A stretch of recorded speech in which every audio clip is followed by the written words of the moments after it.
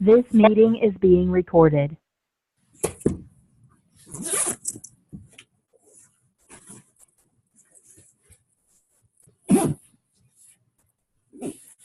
Oh, what? Oh, okay.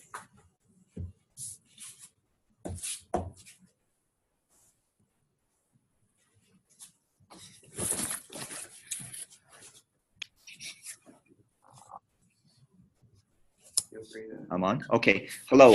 My name is Mike Brett, and I'm going to start out today's presentation talking about the environmental master's program in the Department of Civil and Environmental Engineering at the University of Washington.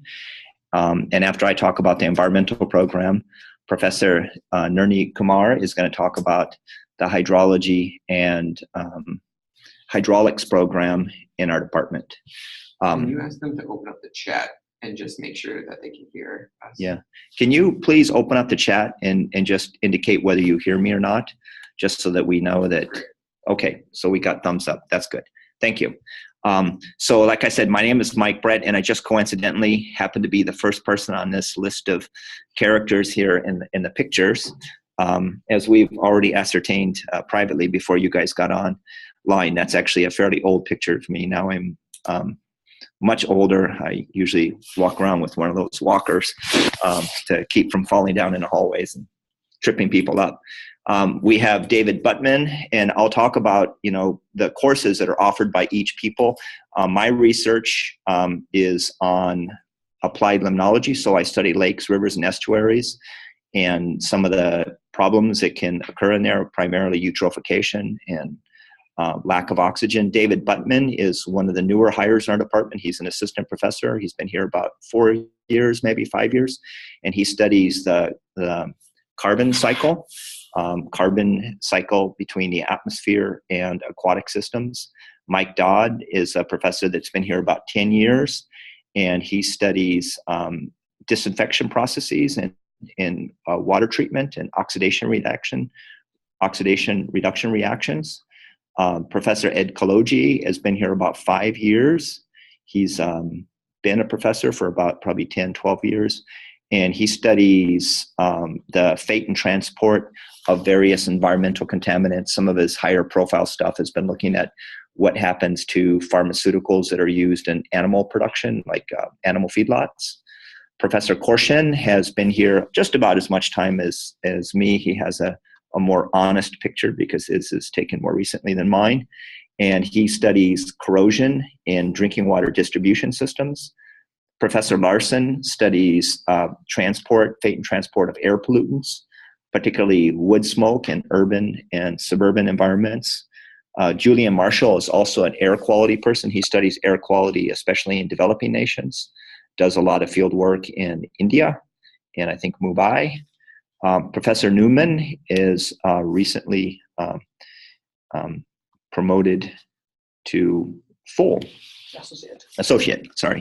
recently promoted to associate professor, and Professor Newman studies arsenic, fate and transport in subsurface systems, so groundwater systems, and she does a lot of her field work in Bangladesh, but she also studies arsenic, fate and transport in Washington State at some contaminated sites not too far from Seattle. Professor Jessica Rae is the newest hire in our department. Her position in this department officially starts in January. She'll actually be here in about a week. We're very much looking forward to her joining us. And Professor Rae studies the degradation of contaminants in stormwater systems and stormwater treatment ponds, kind of engineered systems to remove the wastes that are generated in urban environments. Professor Stahl is kind of at the crux of retirement. He is a microbiologist, very famous microbiologist. He's actually in the National Academy of Engineering. Professor Strand is also a microbiologist. Keep on saying that wrong. And then Professor Mari Winkler is also a microbiologist. She's a somewhat newer person in our department. She's been here about 4 years, and she's a world authority on a nitrogen transformation pathway called Animox, which is a very interesting nitrogen removal pathway that's being used in drinking wastewater treatment plants, but also very important in natural systems. So that's kind of a lowdown on the faculty in the environmental group. I have here on the second slide, I have the course plan for non-thesis master students. Probably most of the people that are on the phone right now are probably interested in that, but we also have a similar course plan for the thesis track and a similar course plan for the PhD program that you can find on our department website. And this just gives some guidelines on what you need to take into consideration to complete a degree in our department. It's minimum grade requirements, minimum requirements of graded coursework, minimum requirements for graduate coursework versus senior level coursework, minimum cumulative GPA, all that kind of stuff is specified pretty clearly here.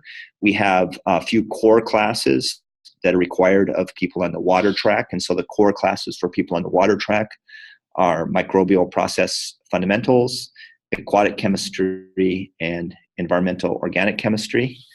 And then we have, recommended suite of classes for the students that are interested in water. As said, we have 12 faculty in our environmental group.